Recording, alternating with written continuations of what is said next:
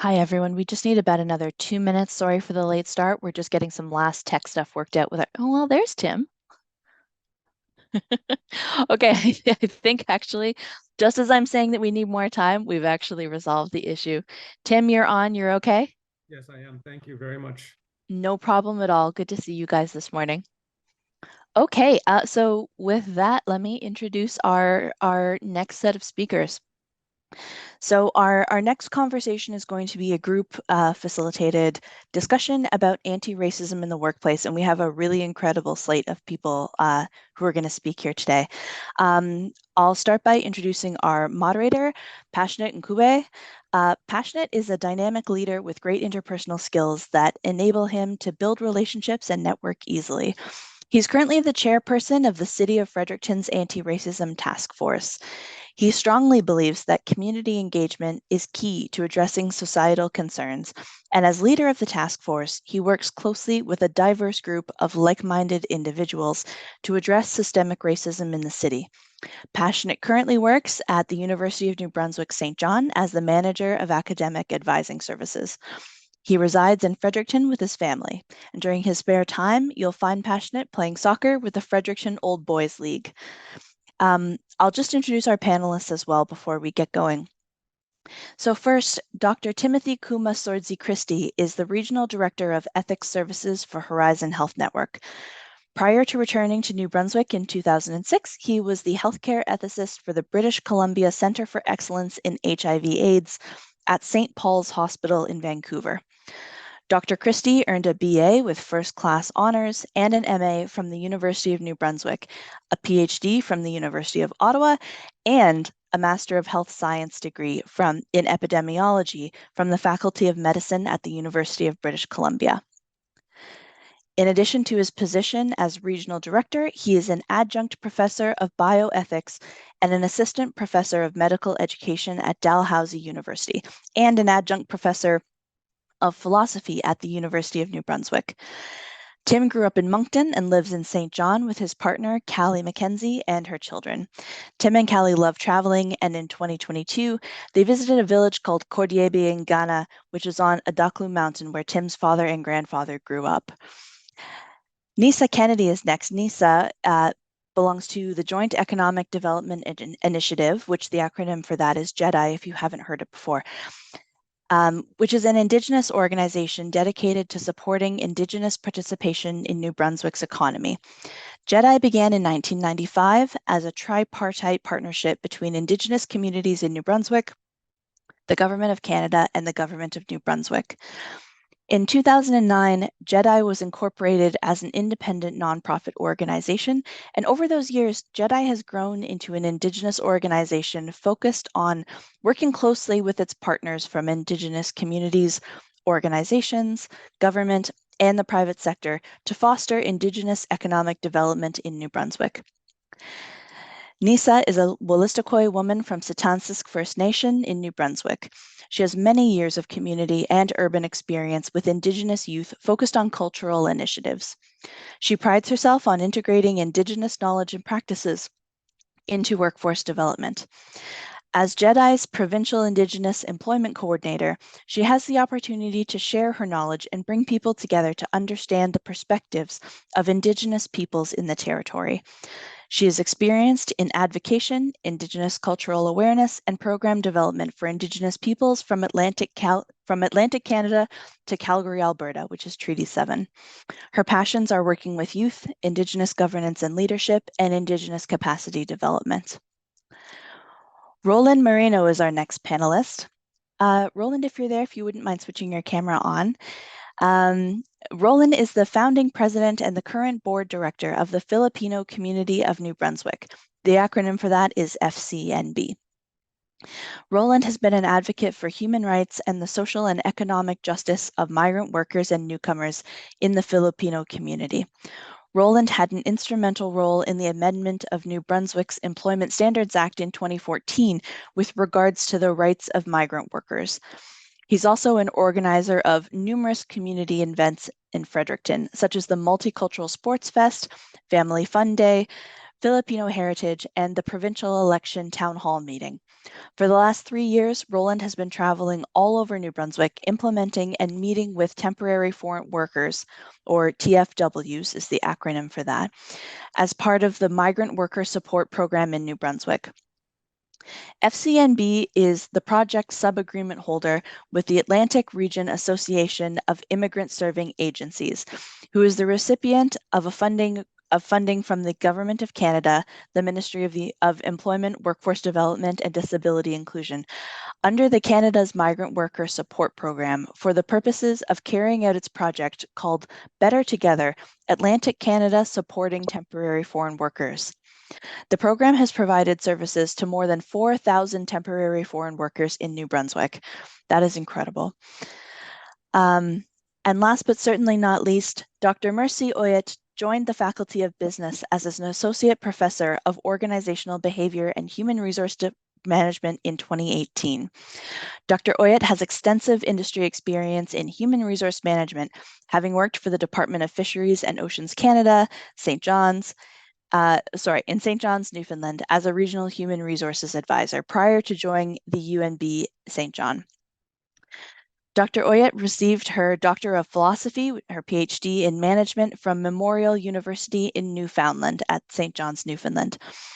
Her Master of Business Administration from Memorial University as well, and her Bachelor of Science in Accountancy from Imo State University in Owerri, Imo State, Nigeria.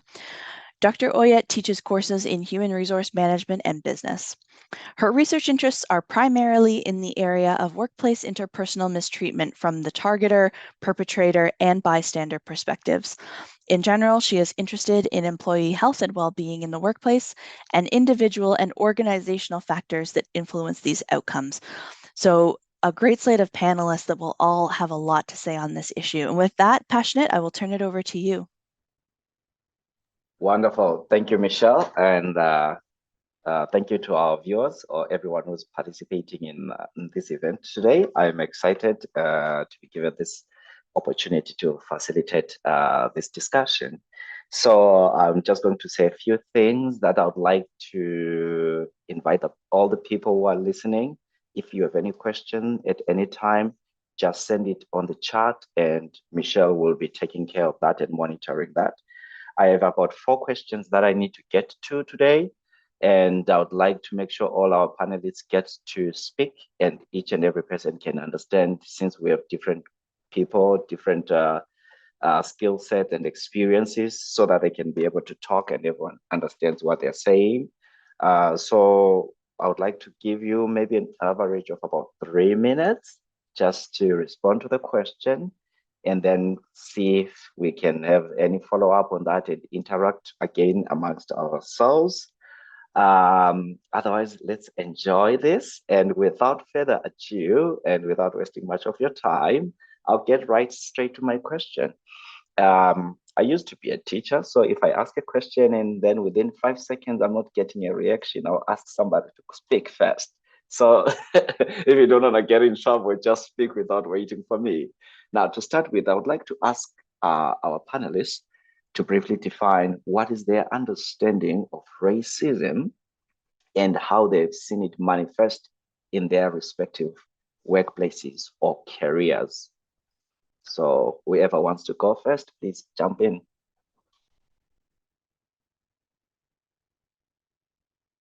All right. So it makes it easier if I ask people, right? Maybe how about we start with Messi? How about you go first, Messi? Thanks, Passionate. Thanks, everyone. So I usually default to what is the generally accepted definition of racism, which is a desperate treatment of anybody on the basis of their race. So just being treated differently because you're from a different race. And it usually connotes a negative effect. So it's not being treated differently positively, but being treated differently negatively because you're a person of a different race. in terms of the manifestation, over looking back on my career and also thinking about my research and what I've heard from different people anecdotically, I've seen it manifest in different ways. One of the biggest ones is that is very subtle, is where it could be systemic, right? It could be in the system, the way I'm an HR person. So if your processes are designed in a way that it didn't account for other races, in terms of what are their unique differences and how you can leverage them in the organization, then that's a big one that really needs to be addressed. It could also be just a general sense where you're allowed to progress up to a certain extent, but there's this invisible barrier that says in your workplace, maybe you want to grow, that says, well, I'll let you go even past me, but I think that's where you deserve to stop.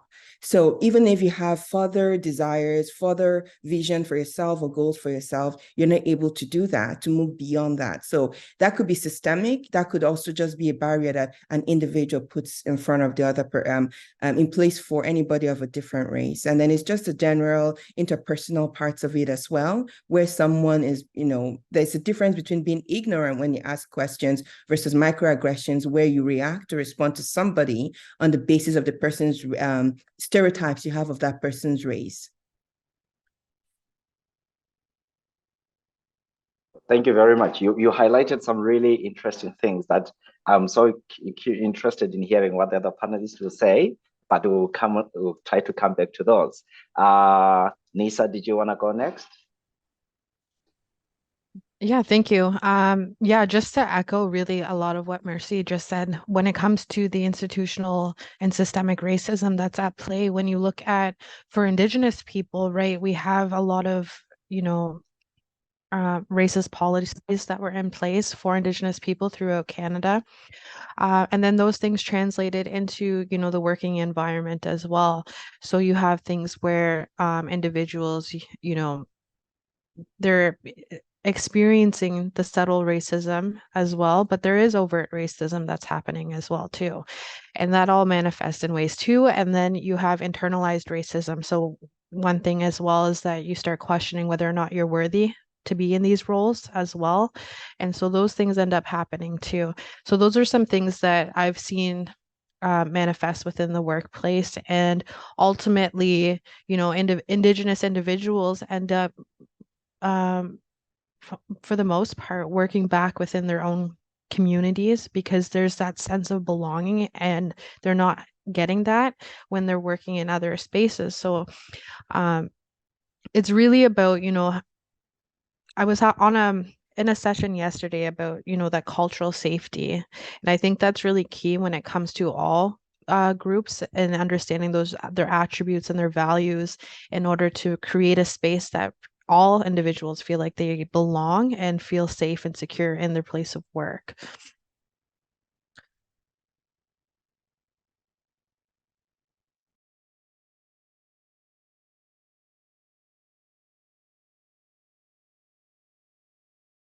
Oh, I think you're muted. Apologies. I was saying great job on the way you articulated there and echoing what Mercy mentioned and actually bringing in other aspects from the Indigenous perspective. Roland, your turn now. Hi, good morning, everyone. Let's look at the definition of racism that I found in Google. Okay. So racism is a social belief that, people coming from different, with different characteristic have distinguished as inferior or superior to one another. In such processes, influences, system, policies, actions, and attitudes create inequitable opportunities and outcomes for people based on race. So racism is more than just prejudice in thought or action. It occurs when this prejudice, whether individual or institutional, is accompanied by power to discriminate against, process, or limit the rights of others. So in terms of workplace, migrant workers are inherently exposed to a greater abuse and subjected to various kind of injustices on the work side with those, especially those holding with employer-specific working permit, or what we call, LMIA, including the migrant workers that are in seasonal in the low-wage stream, the SAWP, as the Seasonal Agricultural Working Permit, and the caregiver system. And we have experienced this, I've been working with migrant workers for the last 15 years, and I've seen the way the racism is affecting them. So migrant workers are mostly denied of government services, namely Medicare, language training, settlement services, although they contribute and pay the dues for CPP, EI, and tax. Furthermore, migrant workers, particularly in a seasonal industry, and we call this a 3 billion industry in Atlantic Canada, they're often denied access to permanent residence, and government do not have a clear pathway for permanent residence for them. I've spoken to hundreds and hundreds of migrant workers that's been coming back to New Brunswick and even to Atlantic Canada for about 3 to 8 years, but often they deny the privilege to become a permanent residence. So they have a big tied up already with the community, and they're proven to endure our climate, our weather, but they are happy to come and work and contribute to to our society, especially to become economic independence by themselves. Thank you. Wonderful. Thank you so much, Roland. And again, we will try to come up to that. But maybe before I go to Tim, I had a question for you. Do you think maybe one of the reasons they're not allowed to become PR card holders, is it because of the policy that goes with them coming in as migrant workers, or do you think there is something that is not clear in that area? Can you repeat, because you're No, buffering? you mentioned something interesting about migrant workers not being able to attain permanent residency. Okay. Being given a PR status. So I was trying to see, would that be exclusively a racism or related issue, or it's because of the policy from the RWW? If you can elaborate a little bit more on that. Well, racism, as I mentioned in the beginning, it influences policies, and this is part of it, and especially in Atlantic Canada, where we have seasonal industry, the PNP, the AIP doesn't allow a seasonal worker to apply for permanent residence. We call them, we need them, and they keep coming back to work to work, especially in the remote areas where a lot of us local Canadians are not really want to have those jobs. The work is permanent, so they have to be permanent as well when they come here. Thank you. Great point there. Great point. Their work is permanent, and that, yes. So Dr. Tim, over to you, please. Great. So thanks. What I'll do is not repeat what everyone else has said, but just to remind people of the question. It was kind of, what is your understanding of racism, and how does it affect, manifest itself in the workplace? What I want to say is, one of the problems with approaching it through a definition is that we think that if we can properly define something, then we can use that definition to analyze situations to see if it meets the definition or not. And I kind of want to challenge that a little bit. I think that's too simple of an approach. From my understanding and experience, racism is a fundamentally irrational thing. And it is, since it's so irrational, the principle of consistency can't be applied to it. So this means that people can be randomly racist, they can be arbitrarily racist, they can be inconsistently racist, they can be racist against some and not others. It's irrational. Now, the problem with the principle of consistency is when we talk to people, we'll say, I think there's something racist going on there. And the answer will be, well, that person in all these other contexts clearly wasn't racist, so it can't be here. And I want to say, why not? What I want to say is it's irrational. So the problem with the definition approach is we try to use a definition and apply it consistently. And I think this is a phenomena that defies the principle of consistency because it's so irrational. And in that sense, it makes it even harder to put your thumb on in the workplace, because you can have a very diverse workforce, you can have diverse employers, but that person can still experience racism, not on a consistent, without fault basis, but on a random, haphazard basis, however the perpetrator feels like perpetuating it. So sometimes the racist might want to be nice to you today, tomorrow they might not want to. And so basically my response to the question is to focus on the irrationality and try to get people to stop trying to apply logical criteria to it, like things like a definition and the principle of consistency. Interesting. Thank you for that angle that you're bringing there. So one of the follow-up questions I'd written, just hearing the viewpoints from people, was Mercy talked about invisible barriers, and then Nisa did echo also and touch on racist policies on Indigenous people, and Roland also echoed on that.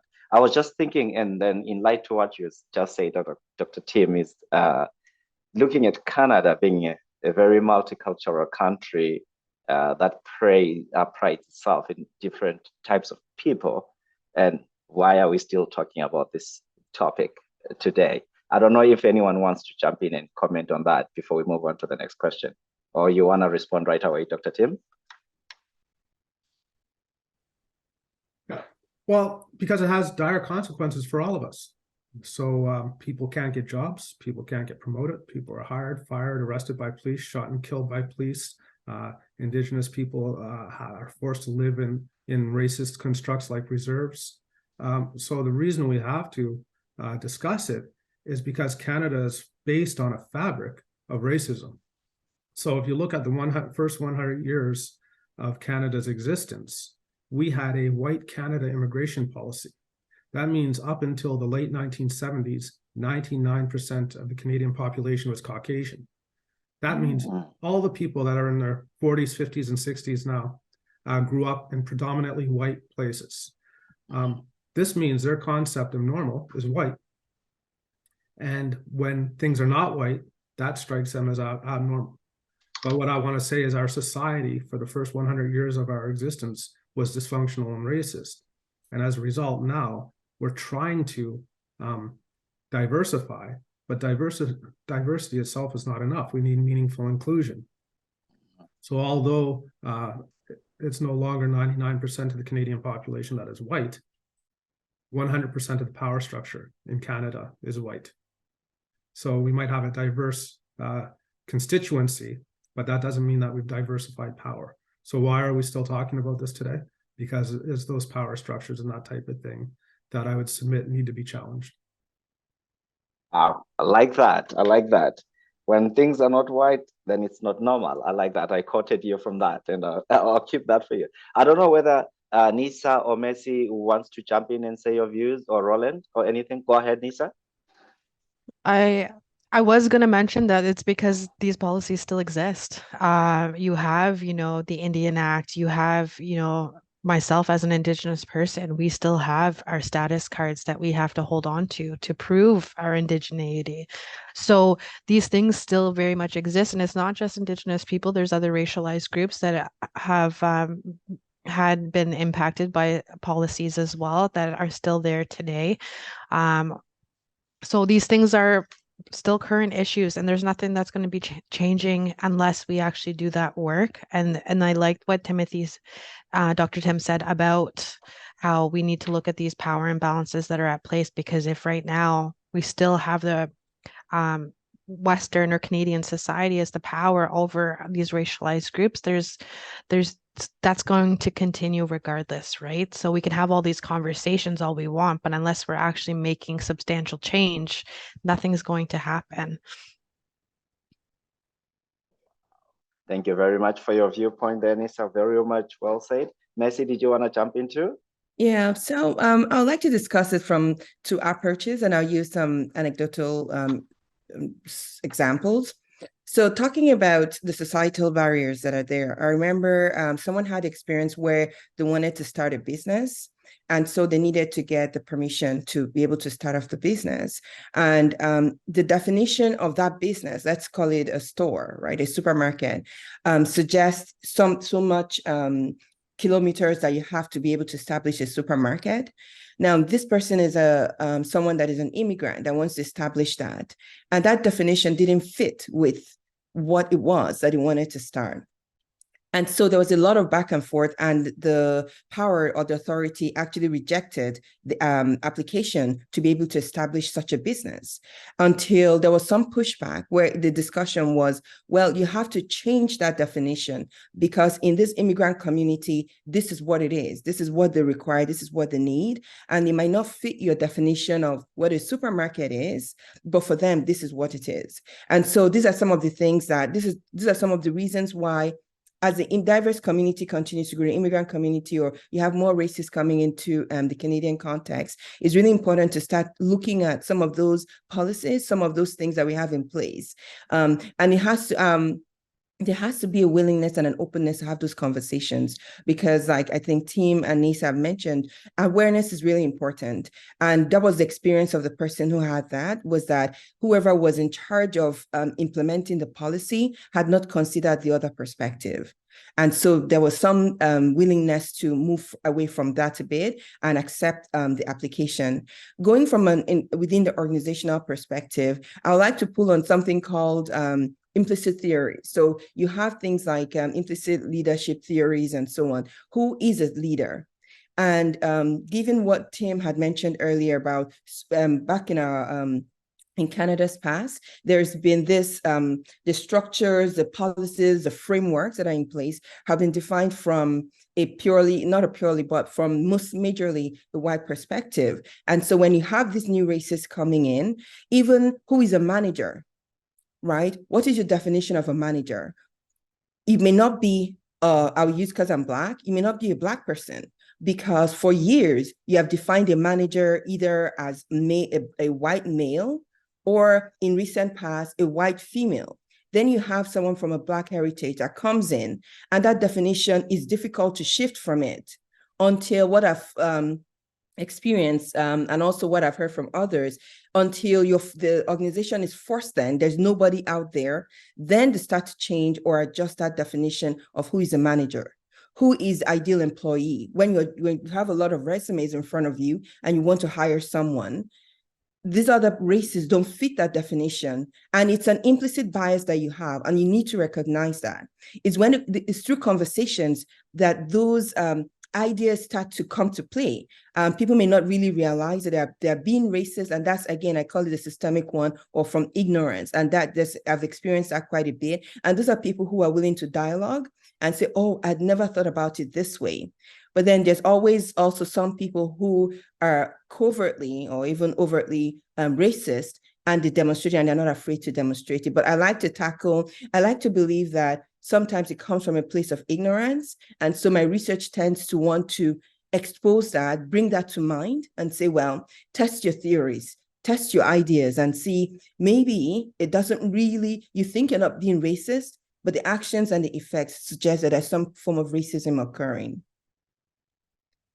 Wonderful. Thank you so much for that. I'm glad that the team that put together this panelists made a careful choice of really excellent and experienced people, and just listening and hearing the angles, the sharing of your viewpoints, it's quite amazing, and I appreciate that. And we are doing very good. And I don't want to stifle you. I want you to keep talking, because our audience out there want to hear your thoughts on this topic. So great job from what we have been able to say and do so far. How does racism affect psychological and safety of psychological health and safety of employees? Maybe Tim, so Roland, you can also talk about how it has impacted foreign workers program, or the people you work with specifically. And if you have some testimonies, you can also share that from a migrant workers perspective. But I just want to ask this question in general, to say, how does racism affect the psychological health and safety of employees? So maybe this time around, I'll start with Nisa. Do you want to jump in on this one first? Sure. Thank you.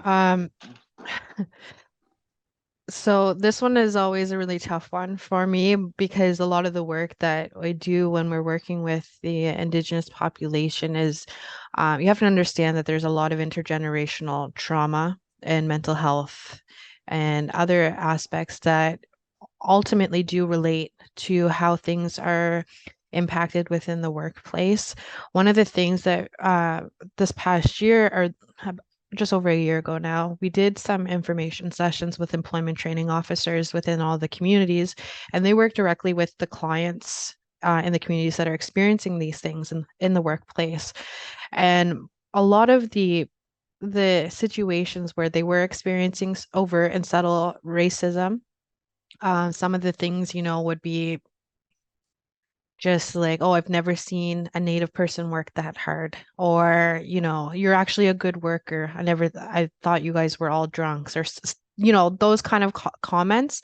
And that doesn't make for, you start to feel like this isn't the place for you to work. And then there's other things, right, where, it could be things like, oh, you're Indigenous. You don't look it, or things like that. So you start questioning your own identity and who you are as an individual as well. So those are things that end up happening in the workplace. But when you look at, the intergenerational traumas that are at play, and then that compounds with racism that's happening in the workplace, it creates a huge shift in negative impacts on an individual for their mental health and the feeling of belonging and safety within the workplace.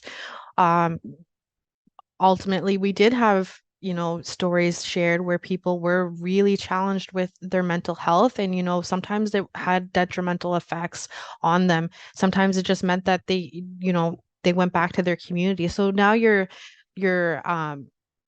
losing that diverse workforce, right? Because these people don't feel that they belong in these workplaces. So then they're just going back to their communities because they're like, okay, this is where I belong. But then you also have people that, are very much affected by their mental health due to these things, and it has detrimental effects on them as an individual. There is loss of individuals due to mental health. Of course, this is not just because of racism in the workplace, but all of these things adding up, it has a huge effect on somebody. If you're not having, a safe and secure work environment, and then you also have these things that are happening within your private life, all of those things are going to work together to create some huge impacts on your life and your mental health. For the people that you work with. Yeah, so like I mentioned, we did do some research and some engagement sessions with the clients that we work with, and ultimately there is a lack of feeling that they feel included in the workplace. There's also a lot of times the feelings of tokenization for Indigenous people. So you're feeling that you're checking a box, and so you don't feel secure in your employment that way. And again, you're dealing with a lot of those microaggressions, those small comments, and then you also feel like the spokesperson for all people, regardless that for all people that are Indigenous. And my experience as an Indigenous person is going to be vastly different than another Indigenous person. And so there's a lot of different challenges that are played right there. And, it makes for a place of work that doesn't feel like they belong there. And that really, it starts to question, your worth and whether or not you feel that you can continue on there. Wow, perfectly articulated the Nisa. I remember in one of my MBA programs that I studied in, one of our professors mentioned that people don't go to workplace because they make good money, that they feel like it's their second home because, in workplaces, that's where we spend a significant amount of our time, right?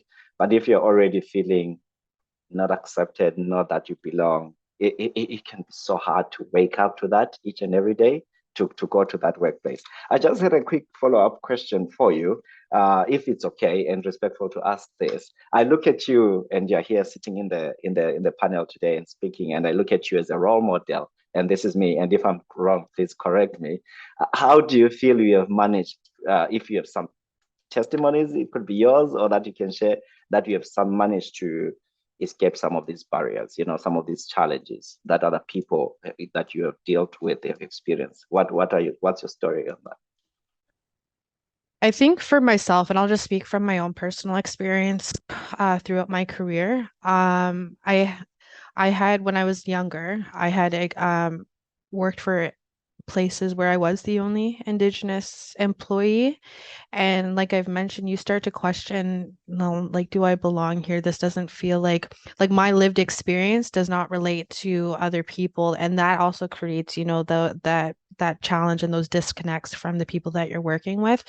So one of the things for me is that I just ended up, changing kind of what my career path was and focused on working with Indigenous youth, focused on, within urban settings, but also on reserve as well. And so focusing on making sure that the work that I'm doing is for my people, but also making sure that I also created these spaces for myself that, were conducive to making sure that I could thrive on my own within these work environments. So for my career anyway, I've always worked for prior or after, those experiences, was making sure that I was, working for places that were focused on Indigenous communities, because that's where my passion lied. So that's where I was able to kind of protect myself anyway when it came to my career and making sure that I felt safe and secure in my environment.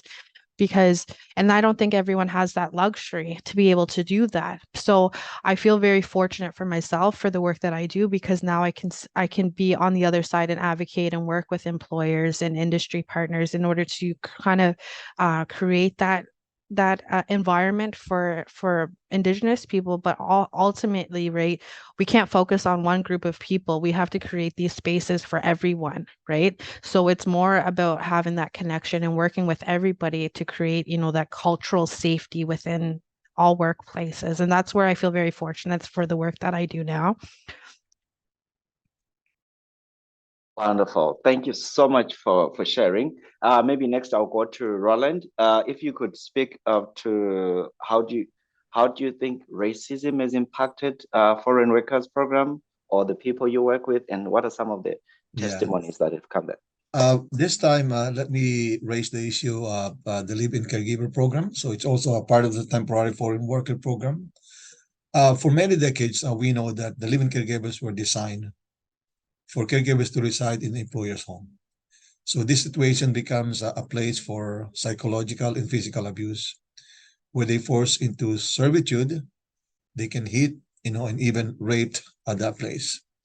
So there are media reports, over the last 10 years that's been affecting our caregivers, especially, there are some victims from the lawmakers and government employees or, ministers at that time. So I remember 10 years ago, my wife, I always pick up maybe 5 to 6 caregivers weekly. So we pick them up Friday at my place. So they stay at my place for 3 days because they want to get out of the employer's house. They want to enjoy socializing with other caregivers, sharing experience, and then talking and their families. So we know that the program has been designed with knowing that our workers are replaceable, and we've been talking it, and that's why we've been lobbying for 10 years to have a sectorial working permit, that you can work as a caregiver. It doesn't have to be a specific employer. So if the employer is abusive, there is going to be an easy way to get out of the situation and go to another employer without going back to the government and getting another permit. I think we know that the intent of the LMIA, of the labor market impact assessment, is very good, but I think the balance is not really there between the workers and the employer, because you are tied into one employer, you cannot get out. Sometimes there is really a hard time to go through the process of getting out of the situation. So that's why, our group, including some other nonprofit organization, are lobbying for sectorial, especially also in the seafood industry. The seafood industry is very well known for having a psychological health and safety for the employees. Sometimes they are being forced to work without proper training. To replace somebody that maybe didn't make it that day. So, and we told them, you have the right, and this is part of the program that we have been doing with federal government to educate and tell and inform the migrant workers of the rights. So if they're not trained properly, they can refuse to work, and they can even approach. We told them, to approach the employment standard, the WorkSafe NB. So there are options for them. That's why we are happy to report that we've been going around, and we have reached out already more than 4,000 migrant workers in the last 3 years that we've been in the project. So I guess to look at it, it fundamentally it's all the rules that we have regarding imposed to the migrant workers. So if we could lift it up a little bit and work on it, it doesn't probably take a lot of time, years to change the government rules with regards to migrant workers. So let's acknowledge them, because they are really important to the economic, even Atlantic Canada. We know that New Brunswick death rate is higher than the birth rate. So that's why we are bringing immigrants to the province, and we're happy. I'm happy to, we've been going through a 750,000 for the last 10 years of our population, but now I think it's more than we're coming up to 800,000. So thanks for the programs, but I think we should start acknowledging the contribution of migrants, the immigrants, newcomers, and even the migrant workers. So let them give voice to them, and so that they can work properly, and they don't have problem with their psychological, and that they will be safe in the workplace. Thank you. Wow, thank you very much, Roland, for sharing and bringing us into the world of temporary foreign workers. And I'm glad that you're here, because it's one area that maybe many people were not aware, and all the challenges that come with the work that you're doing. So thank you for bringing us to speed and sharing your knowledge and experiences there. To our viewers, I would encourage you, if you have any follow-up questions, please feel free to post it on the chat, and Michelle will read it for us, especially if it's being covered on the topics that we're talking about right now. But now, going back to our question, and I'm going to ask Tim right now to go back to the question and talk about how racism is affecting psychological and safety of employees in your workplace. Over to you, Tim. So first, I have to say, I feel bad talking, because I love listening to the other panelists, so I could listen to you folks all day. So it's really nice to be here with you. The psychological aspect. So I'm going to just say a couple of key points. First is, once again, the power structure is white. So the premier is white, our cabinet is white, our MLAs are white, our CEOs of the hospital corporations are white. Most of the executives who are working in the hospital are white. Same thing happening at the universities. So the power structure is white. So these are the people that give you jobs. All of the billionaires in New Brunswick are white. These are the people that give jobs. So that means if you're the ethnic, you're working, the people with power over you are there. So there's a couple of things that are going to happen. One, no racist in the history of racist says I'm racist. So you're experiencing racism at work. It's going to be a white person you're working for, most likely. So now how do you explain to them that they're being racist to you? They're going to find another excuse. And this is what you call a career limiting thing. So now, as the person working, I have a choice. Am I going to put up with racism, or am I going to fight it? If I fight it, it is a career limiting thing, which means that I have to somehow learn how to live with it. In addition to that, to get my job, I have to be twice as good as the other people. So the saying is twice as good to be equal, or better to be equal. So for instance, if I look at me as a regional director, I have a PhD and 2 masters. The person who had my job before me was a white person with a master's degree. They didn't have a PhD. The only way I got this is because of my superior credentials. That doesn't mean that you need it to do my job, but you have to be demonstrably better to be equal. So what does this do for the psychological health of the individual? It's very difficult for them because they're in this hard spot where they know exactly what they're living through. They know what's happening to them, but they're gaslighted, right? It's anything else except racism. So white people are very happy to tolerate discriminatory behavior. They just can't call it white. So yes, something bad happened to you because you have a bad attitude. Yes, something bad happened to you because someone doesn't like you. They will never accept, yes, something bad happened to you because you were Black. They'll find any other explanation, any other excuse. So this is the part of the person working, is it's very difficult, and you're in this really hard spot. If you rely on your salary to live for you and your family, then you have to put up with this form of racism in the workplace. And there's really nothing you can do about it because the people that you complain to are white people that are not going to understand what you're going through. Wow, Dr. Tim, I'll keep you on the line. Stay with me there. Yeah, that was some really very brutal, but very true facts that you have stated there. I remember relating to one of my one of my PhD professors when I was doing an MBA program, and it was actually based in the USA. He was giving us a lecture and he literally cried. And this was in an online class. And he was echoing exactly some of the viewpoints that you were mentioning, that he was equally qualified and more than qualified than the person who was the dean at this institution. And for some reason, they couldn't let him progress, just like Messi mentioned earlier about the invisible barriers. And he had to fight his way to prove that he was capable. And now that he was in the position, he felt like he still needed to prove that he belonged there.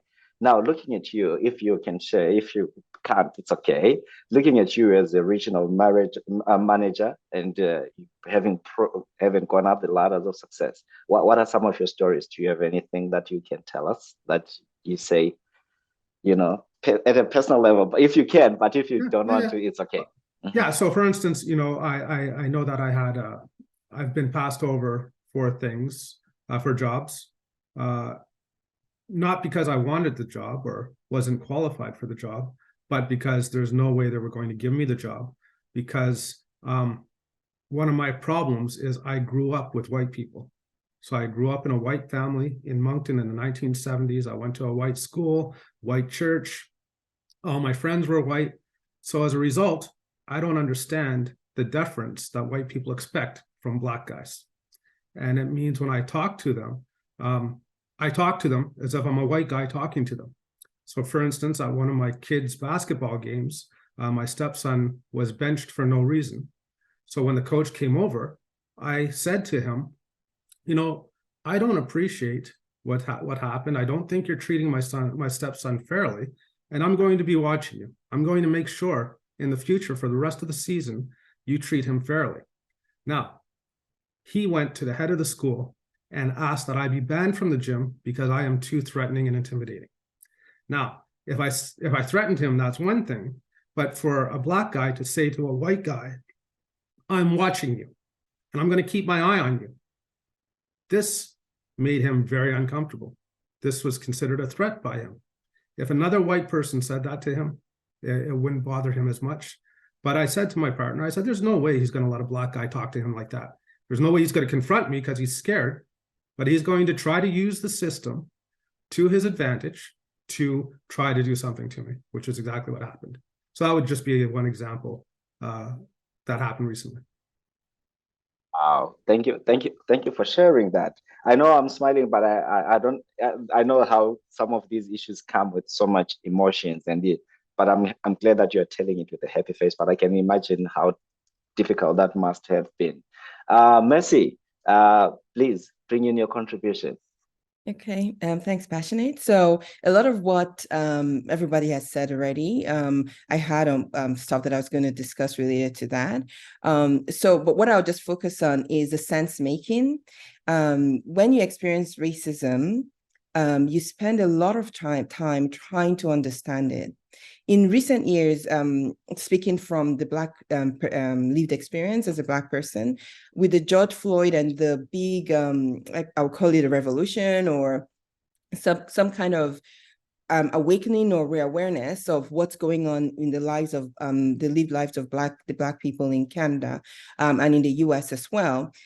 People are starting to recognize that there are issues there that need to be dealt with and so on. So based on the research I'm doing so far, what I'm seeing happening is covert racism. Nobody wants to be pointed out as, I will use the word Karen, as a Karen, right? We're all very careful how we relate to people, how we talk to people. But what is happening is there is now a shift towards covert racism where there isn't really, by the time you experience it, like microaggressions, by the time you experience it, you're thinking, well, is this racism? Is it just that the person is not being nice? Is it an interpersonal thing?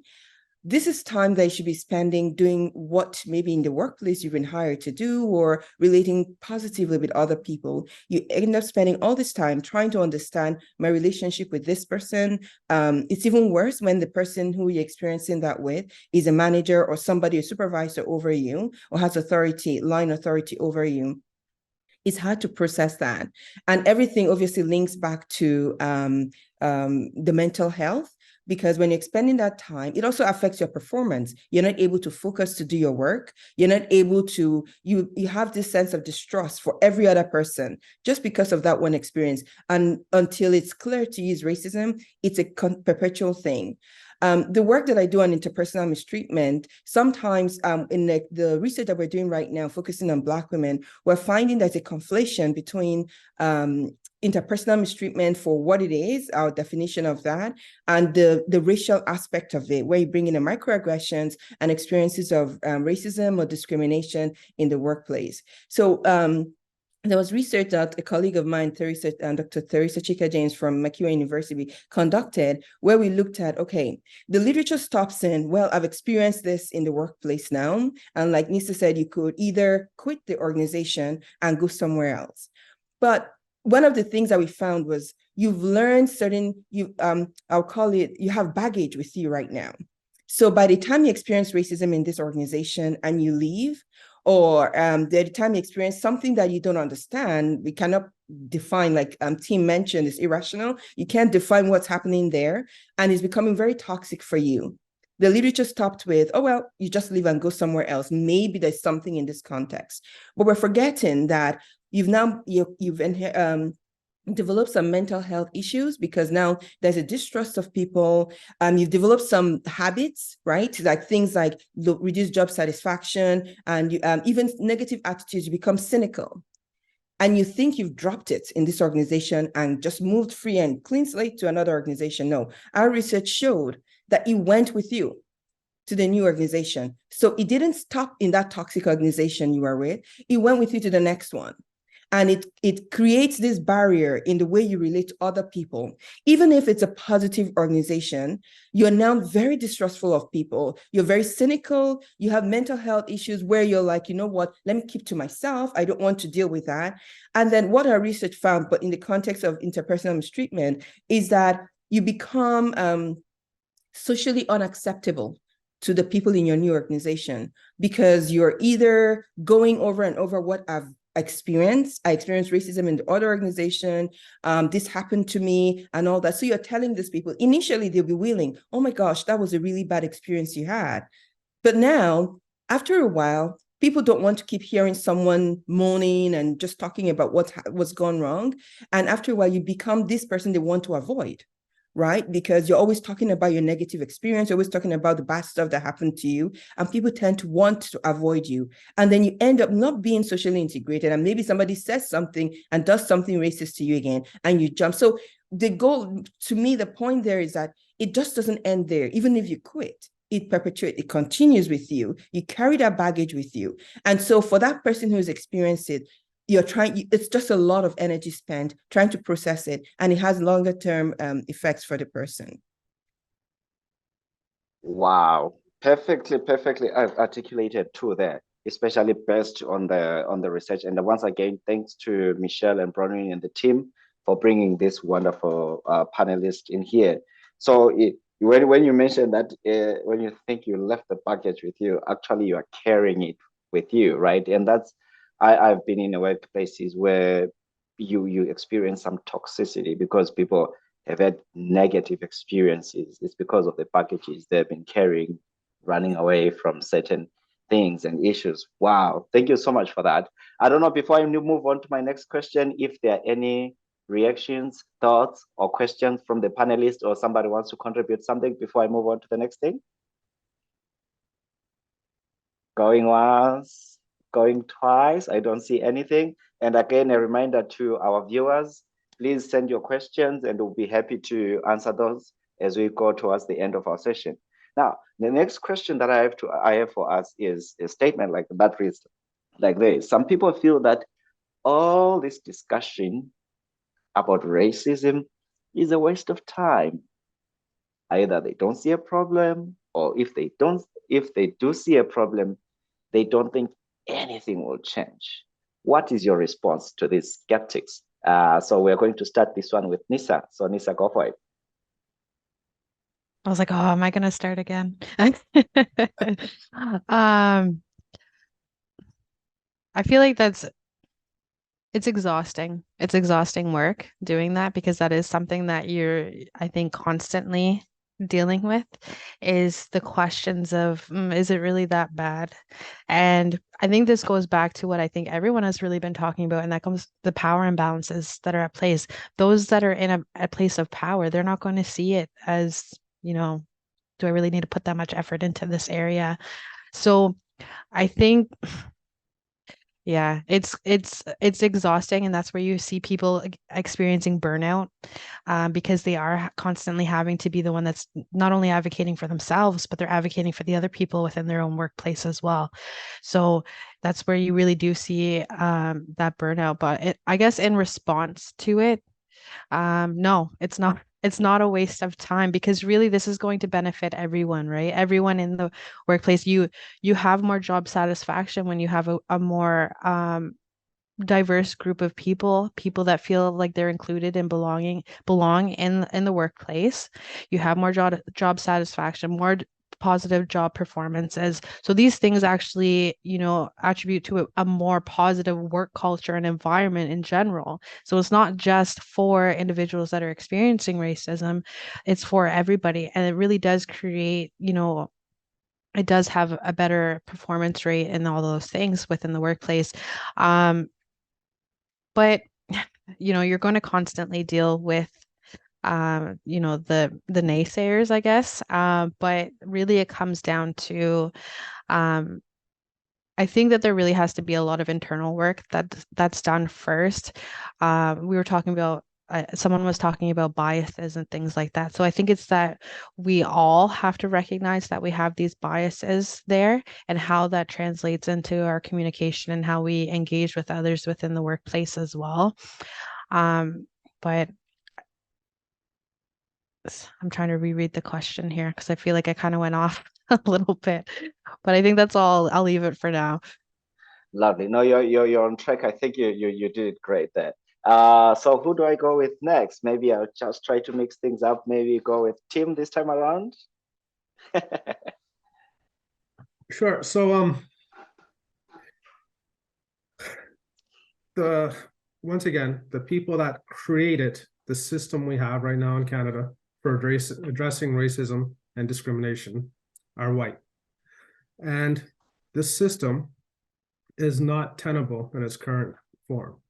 So for example, when it was illegal for a Black person to sit on a bus, when it was illegal for a Black person to go to a restaurant, when it was illegal for a Black person to sit in a white-only section of a theater, the police would come and arrest you. And they would use the power of the state to put you in your place. Now, when white people created our current approach to addressing discrimination, does any victim of discrimination have recourse to calling the police? No. Discrimination, racial discrimination in Canada is not a crime. It's a violation of the Human Rights Act. And the goal of the Human Rights Act is not to punish the racist. but to make the victim of racism whole again, which means it is intentionally designed to keep the racist in the power structure that they currently have.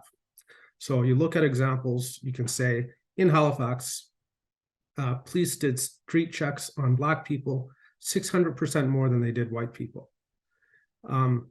You can argue plausibly that that means that those police officers were racially profiling those people, which is a form of discrimination, but they're still police officers. So what will they do? They will change the program, make it so that the racist can't behave as racist openly, but nothing will happen to them.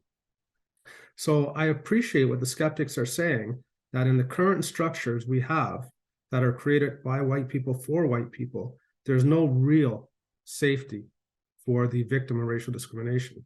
And just to end with that, right now in New Brunswick, if you go hunting or fishing without a license, the police will arrest you, they will confiscate your car, they'll put you in jail over the weekend, they will perform an investigation, and the state will decide whether they're going to charge you. You don't have that protection from racism in Canada. You can't call the police and say, I've suffered something. You can call the police for a hate crime, but that's the only thing. Any other form of racism, the state will not do the investigation for you. They will not interrogate or question the person or interview them. So there's no real recourse for people suffering discrimination. And that's why I'm quite sympathetic saying in our existing structures, there's no justice. Wow, thank you so much. Roland, your turn now. Thank you, Mr.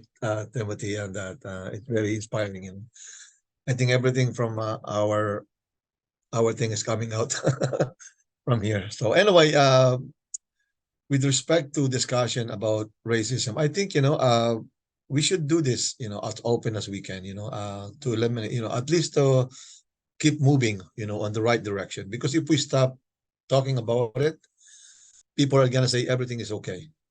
Everything is okay. Let's go on in our business. But it happens, especially the color skin, like me, I experienced racism also in a workplace, but I have to endure it. I have to look at it in the other way.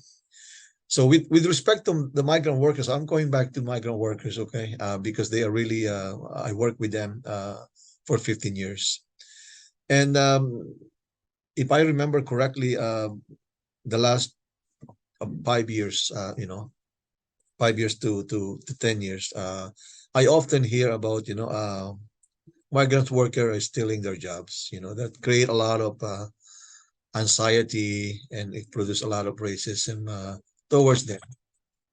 But I think it's because of the discussion that we have, because we've been lobbying, not only me, a lot of nonprofit organization, even, a lot of people are discussing about it. And now I don't hear that anymore. So we don't hear that, you're taking my jobs. Actually, in fact, migrant workers are key for remote areas to be existing, For example, if I am the owner of the company, and I build a company in, let's say, in in Buktus, or or even farther in Karakip, and I spend a lot of money there, and during the summertime, during the peak season, I can only hire 40% or 50% of my laborers. So do you think as an employer I will stay on that location? No. It's because of the migrant workers coming in that sustain the livelihood of Canadians, us. Without them, the company will close. They move to Ontario. They move to different places, and do their other businesses. So that's why we have to talk about this. I admire a lot of nonprofit organizations, because they and advocates to talk about it. I know there's a lot of famous people that says, stop talking about it, so it will get rid of it. And I think you probably know about Morgan Freeman. He says, stop talking about the here's a famous interview. Stop talking about it. But I think, in my perspective, I think we should talk about it. Talk about the issues, because this is the only way that a society can discuss it. Can discuss it freely and can exchange ideas, so that we can adhere. We can address the issue. If there's an elephant in the room, I think that's the big elephant in the room. Let's talk about it openly and consistently. And I think by that, I hope that it slowly disappear, because this is the only way that we could get rid of or eliminate at least a portion of racism year by year. It might not happen in my time, but I hope my kids will experience it. Will experience it anyway. I mentioned my kid. My kid, my youngest daughter, she works at a restaurant at Irving, a big stop. And she has a client that always come there, and she's telling her, you are taking my kid's job, And she said, no, I was born in Canada. She was born in Canada in here, but she keeps, because of our skin color, she kept telling, go back to your home. So a lot of companies should have a way to discuss this with their clients. They should have a policies. And I think, we should encourage the employers to put that in place. So if there's something like that, that it could be addressed properly. And she always come home crying about that. She says, you don't understand why there are people still that, don't recognize the contribution of colored skin in Canada. So thank you. Wow. Thank you, Roland, for bringing it so close to home. And I can imagine, and just going back to what Mercy mentioned earlier, carrying that baggage, right? How heavy it is to be told that you're stealing my job, and that feeling of, working in a place and feel like a thief, you're stealing somebody's job, yet you are providing service, possibly in areas, like you mentioned, where no one else wants to go work at, and that is very touching there. Thank you for sharing that about your daughter. And to echo what Tim 2 mentioned, that there's no ways to address that issue, right? But if somebody goes hunting, the police can arrest that person. But when your daughter is experiencing this form of harassment each and every day from somebody who's actually providing service to, there is no recourse to that. That is not very good. So thank you for sharing that. It kind of moved me a little bit, but let me go back to my role of moderating. Mercy, go ahead, please. Yes, so I do research on voice, what employee voice or remedial voice in the workplace. So definitely my own assessment or my own opinion is that, yes, it's important to keep talking about it. My background in HR, so when we talk about HR focuses on the processes, the structures, frameworks that have been put in the organization, and all of those structures and all that have been put in place without consideration of other races, like we've chatted about earlier. So for me, when I do my research, my focus is on, okay, let's start looking at those things that are in place in the organizations to see if there are certain inbuilt adverse impacts that they are resulting in for people of different races, whether it's systemic, particularly from a systemic perspective.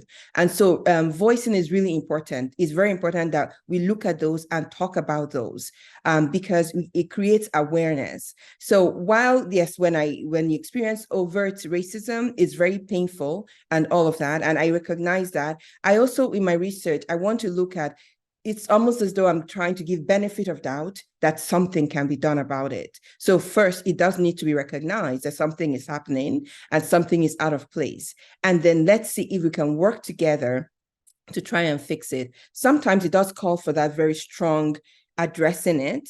Other times, I'd like to think about the dialogue. You trust the system to say, okay, within my organization, if we talk about it, is there something that can be done? Right? Maybe this person doesn't even know. If you were born, for instance, if I was born into a certain culture and all I've grown, I teach cultural communication, and everything I know, there's that awareness. I think that way without recognizing I think that way. I experience things based on the culture in which I've raised. Cultural intelligence pushes you to look beyond your culture when you're talking about different aspects of your life, when you're interacting with other people, whatever you're doing, it pushes you to say, okay, what is this other person's perspective? So in the context of the organization, I don't go in thinking everybody is racist. I don't go into any organization that I've worked in with the perception that everybody's racist, but I go in with the understanding that there's a strong potential that I'm going to experience racism. It's not a good thing, but I have to prepare myself that way. And I'm speaking with a lot of people, that is their own experience as well. But we were, at least the way I was raised was to give the benefit of doubt, go in there. When I experience it, I'm not somebody that would keep quiet. If I experience it, I will call you on it, right? I will say, why did you do this? Because I do research in interpersonal mistreatment where sometimes not everything is racism. It could just be someone that's really not a very nice person, right? So trying to differentiate it, I'm very purposeful when I experience things to try and say, okay, is this a racist act or behavior? Or is this coming from somebody who is having a really bad day? I shouldn't have done this, but did do it. And so let's try and separate the two. It's a lot of work. And I don't think I should be responsible for doing that, but it is what it is. That's the context that we're in. But for me, I believe in the power of voice, and whether it's confronting the person, reporting the person, or just speaking about it with people around me to try and make sense. So you're trying to deal with, how do I make sense of what is happening there? So it's important to talk about it, but it's also important to give the benefit of doubt and say, okay, let me dialogue. And so that's where that voice comes in, right? It's important to talk about it. It's important to dialogue. If there's no recourse, then a recourse in the terms of allowing an opportunity for it to be rectified, the issue that had happened or the act. Most organizations do need policies for hearing Roland talk about what his daughter's experience is very painful to me. And I would think that that organization should have something to deal with customers that are coming in, for instance, banning such a customer from coming in. You can't come in and create a toxic workplace for an employee. So I believe in that context, the organization has a part to play. That is how it creates a psychologically safe environment for its employees. But until Roland's daughter voices to the organization directly to whomever it needs to be voiced, then nothing might happen. Nothing might come of it. She may talk to her parents or her support system, but the organization has a responsibility to ensure that she gets recourse for what has happened to her. This is where that research on voice is really important. Now, the other part of it is the person you're voicing to, how receptive are they to what you're saying, right? So if a person you're voicing to already has implicit biases or stereotypes of people of color or people from different races, then they're going to be like, oh yeah, you're being overly sensitive. That's the next thing that's going to come out. You're being overly sensitive. He's just carrying on. He's just trying to be funny. Well, I'm not laughing, or she's not, like Roland's daughter is not laughing. So, so those are some of the things. I think the conversation needs to continue on. There's no one way of tackling it, in my view. It's a concerted effort by both the person who is experiencing it. It's not their responsibility, but it is what it is. This is what we're dealing with. There's a systemic issue there. And so until we keep talking about it and working and dialoguing together and working together, if we just stop, nothing is going to come of it. Wow. Thank you so much there. For perfectly articulating that, and you touched on a lot of things. I might not comment, but you raised a lot of things like voicing is important. It creates an awareness, right? You keep talking about it, keep calling it out, and also give an opportunity for the dialogue. I've been to situations myself where things needed to be said, but if they were not said, that nothing will change. So thank you very much for adding fire and encouragement to that. Now, I have this last question here. And again, for our panelists, those who are just joining, or maybe some will join later, I'm sure Michelle mentioned there will be a recording for this for some who would like to attend to this. And if you have any questions, please feel free to post it on our chat. So I have a question here. There are some government officials here, and that will be important for them. You're talking about voicing. So now I want you to voice your thoughts on this. What would you like to see changed in the province of New Brunswick, right, as a whole, as far as racism is concerned and racial related issues are concerned? This could include aspects of the government of New Brunswick, employers, businesses, academic institutions, or anything, health, everything that encompasses and covers the life of a New Brunswicker in terms of racism, of how racism is addressed. What key gaps are still missing? What are your recommendations? Maybe I'll start with Roland this time around, and then I'll come back to you, Mercy, and then Nisa, then Dr. Tim is going to wrap it up for us, right? Sounds like a good lineup this time around, so that I don't get Nisa starting all the time. So Roland, go for it. Yeah. In my point of view, I'm inspired by Dr. Timothy when he said, that everything starts or, is caused by all the process that's been created long time ago and it's still existing. And, but I was thinking about, now we're looking at why don't, we encourage, color skin for representation. Okay. So when I said representation, first one, I always encourage my community, the Filipino community, every time there's a Canadian statistic to participate. Because if I Google how many Filipinos in Fredericton, they will probably only say maybe 30 people. But we are a growing community. So what impacts of that? So there's a couple of things. It means that if we apply for funding, we are not recognized that we are a growing community. Our representation is not there. So, maybe there's a budget that allocated, for a certain ethnocultural, but we are not able to do it. That's why I said to them, participate in this because all the benefits that you can get, that we can share to everyone, we can educate the newcomers, it's relying on that. So, the second one is participation in the Canadian politics. So let's be real, if this guidelines are created by what Dr. Timothy called, by certain group of people, that why don't we encourage immigrant community to start looking at joining the politics, from the start, from the municipal to provincial and federal. That's why I'm happy to travel to West. We are from Winnipeg, Manitoba. My wife and I, we moved here 30 years ago in Fredericton, and we love it. This is the best place to raise family because it's very conservative. So I like that. My kids cannot get out. They have to call me because there's no bus. I chosen to live in a place that there's no bus. So the only way they can get out is through me. Okay, so that's one of my ideas. That's why I moved to Fredericton. So, but when I going back, every time I go to Calgary and to Winnipeg, I see the representation they have.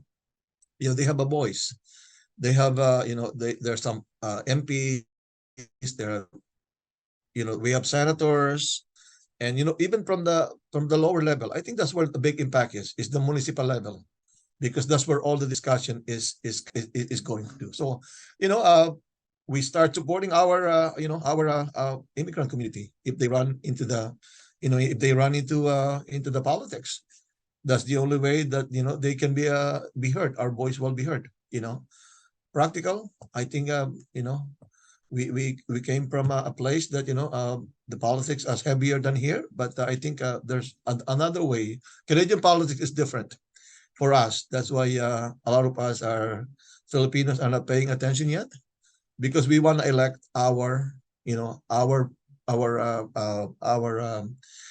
premier, not by the party, but by like you want to vote them. So I think that's one. And also, our community is very, very young. So I am the first generation immigrant. So maybe my grandson will run in the politics. But I think as a newly immigrant, I'm here 30 years, but we have to plant the seed in order to inspire those people. So representation, I think, is the key to change, to amend some of the guidelines or rules or laws that's been written long time ago. I think, it has to be recognized, and, we have to represent our voice. So representation for me is is one of the big things that we can do to not to eliminate, but to start getting rid of the of the racism in the province. Thank you. Wonderful. Thank you so much, Roland. I'm chasing my time, but Michelle did mention that you should still speak because we want you to say these things, and I'm sure they will take it further to bring change. And there's a question for you, Roland, but maybe we'll ask it towards the end. You can be looking at it from Gary Cernik for you there. Over to you, Mercy. Go for it. Okay, thanks, Passionate. So earlier I talked about when I go into a workplace, I don't go in believing that everybody's racist. I believe that I give the benefit of doubt, but I given a lot of experiences and from discussions, I go in with an awareness that there's a strong possibility that I'm going to experience racism.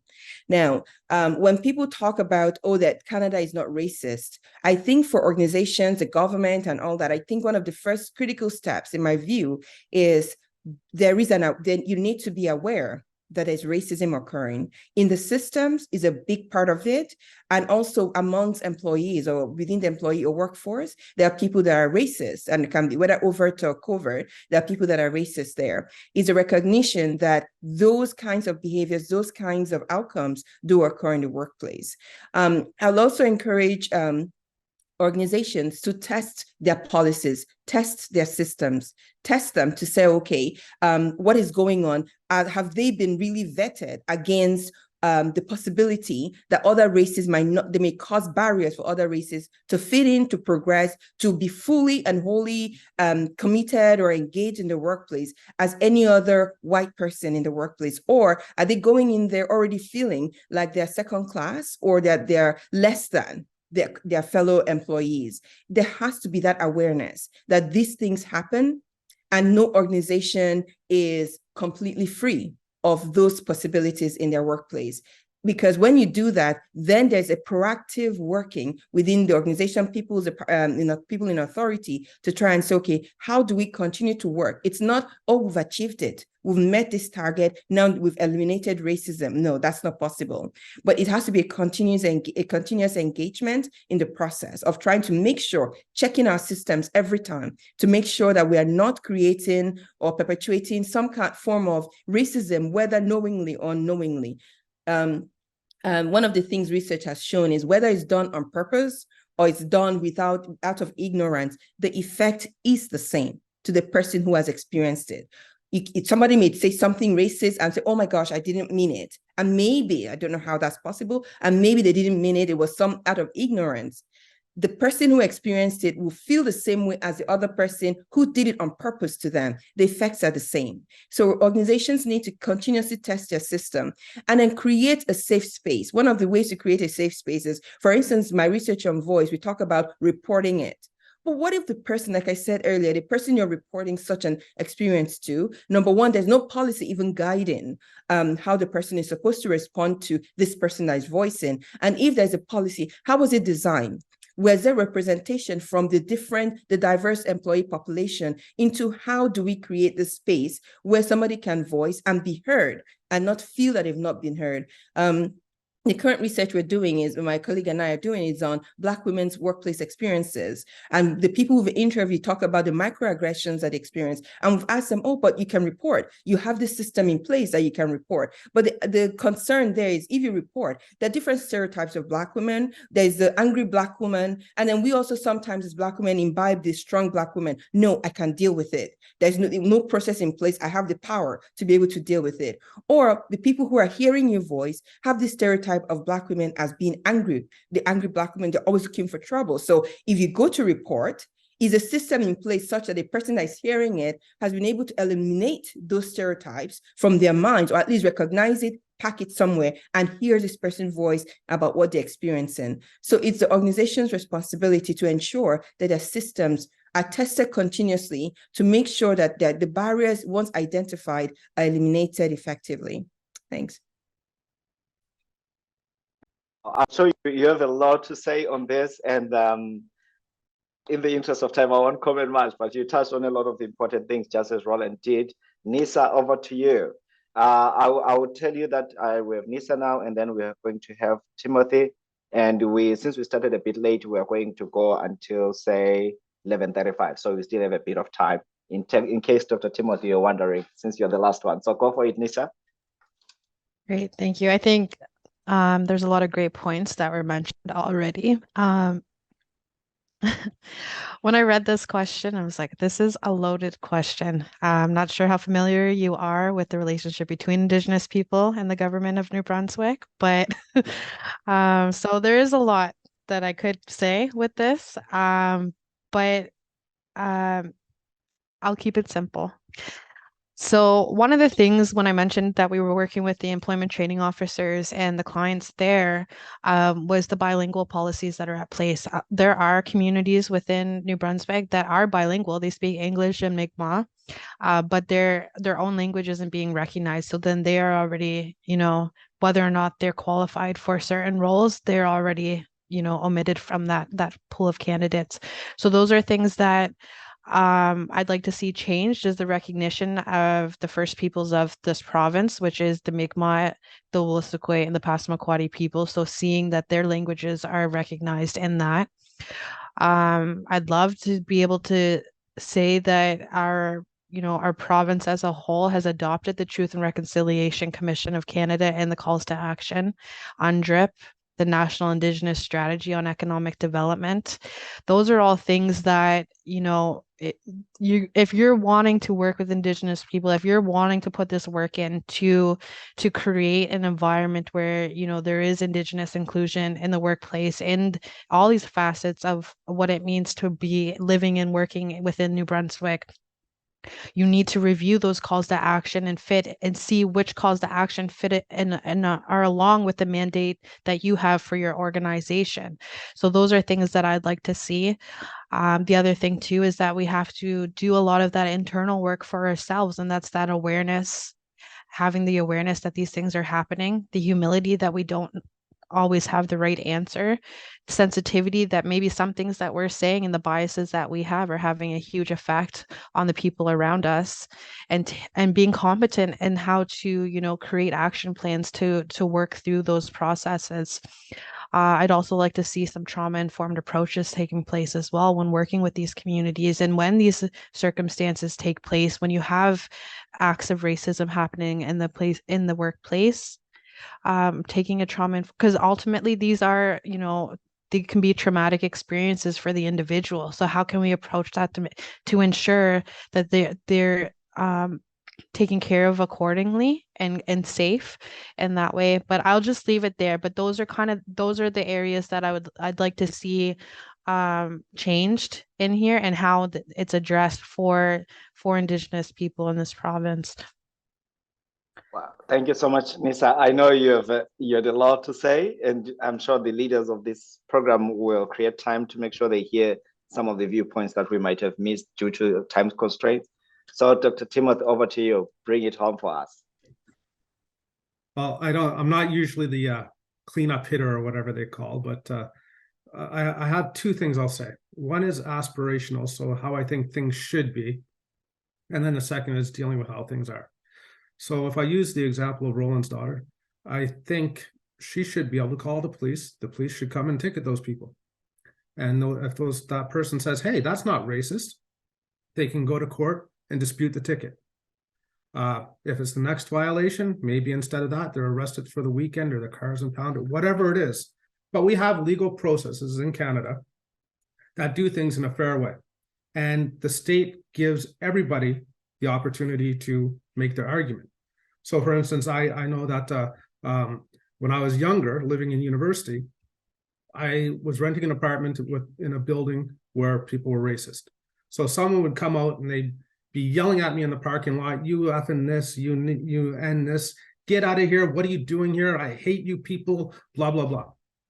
I should be able to call the police on those people. The police should come, ticket them, arrest them, interview them, question them, whatever.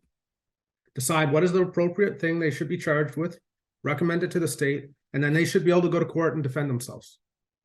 Right now, none of us have this protection. Everyone else in the country has protection from the state, but we don't have this type of protection. So I can't explain the contempt I have for the current approach that we have that doesn't give people any protection. So there's going to be two things. One is, how do you do that? How are you going to prove these things? Well, for the past 40 years, we should have been refining our case law in racism the way we've been refining it in every other area, and we haven't. So we need to do that. And there are mechanisms for doing that. And I know that freaks people out, right? They would say, you mean I could get a ticket if I go to the hospital and say I want a white doctor? Yeah, you could. Why not? Right? So that it doesn't exist in our existing system. It's the system aspirational, how I think it could give us at least a fair starting point where instead of the victim of a crime proving the case, the state proves it like anything else. So, like I said, if you go hunting and fishing, the fish don't have to make a complaint. The animals don't have to. The state does that type of work. So that's the aspirational thing. Is I really think that it should be illegal in the most serious sense of the word. But if we have another minute, the practical thing is I think we should start looking at things in a backwards way, looking at them from outcomes as opposed to premises. So it's impossible to prove what's going on in someone's head. So this was racially motivated, this wasn't racially motivated. So the example I use with my students is people that are shot and killed by police. If you look at the last 100 police killings in Canada, Indigenous people make up 4.5% of the Canadian population, but almost 20% of people shot and killed by police. Black people make up 3.5% of the Canadian population and 12% of people shot and killed by police. White people make up 80% of the population, but only 40% of the people shot and killed by police. So this is just evidence that shows, when you look at it, that being Black or Indigenous is a risk factor for being killed by police. Being white is a protective factor. So it just means the police are much more gentle with white people than they are with Indigenous and Blacks. But the interesting thing is when you look at each one of those shootings, the police are always exonerated. So they show that it's not racist. They show how their life was actually at risk. But at the end of the day, when we look at the numbers, there's nothing about being Indigenous that means your life is 600% more at risk than if I was white or Black. But that's the interpretation. So these are the hard scientific facts that we should be reasoning from and say, this shows there's a problem in policing that needs to be addressed. Not, is this individual police officer, was that racially motivated or this, but at an ecological level, there is a problem. Healthcare, we can look at the same thing. Education system, Black kids are more likely to be suspended, less likely to graduate, blah, blah, blah. We can go through the data and start reasoning from that, as opposed to trying to say what's going on in someone's head and were they racially motivated. Wow, thank you so much. It's been a privilege and an honor to talk with you and lead this, moderate this discussion. There's a very comment that I'm going to go read quickly. This has been an excellent session and heartbreaking. And while we didn't have time to dig into it, the intersection of gender and race and the Indigenous experience could be entire topics on their own. I learned a lot. That was one of the comments from our panel. At this point, because of our time, I'm not going to say much, but this has been such an eye-opening time. That's why we need to keep voicing racism. I will hand over to Michelle to take over from here. Thank you so much, everyone. Thank you, Passionate, and thank you everybody for that conversation. I just wanted to quickly shout out, Roland typed out a thoughtful and thorough answer on the back end, but we had received a question for Roland about the involvement of liaison offices in different countries who are supposed to be advocating for their nationals who are working here. And Roland had raised some excellent avenues for people here to help join in supporting foreign workers, including reaching out to him directly. So Roland, if you don't mind, would you like me to drop this email address in the general chat so people can see it? Sure. If they want to get involved? Mhm. Okay. I'm going to pass it to Brianna to put that in chat. Thank you so much. I just wanted to make sure we didn't lose that content since we typed out an answer. Thank you everybody for that. That was an excellent, in-depth, broad, bracing, and like very refreshingly direct conversation about a lot of elements of this. I really appreciate the range of perspectives here and also some of the common threads that you were able to bring out. So thank you to all of you for your time and for joining us. This was absolutely fantastic to listen to and learn from.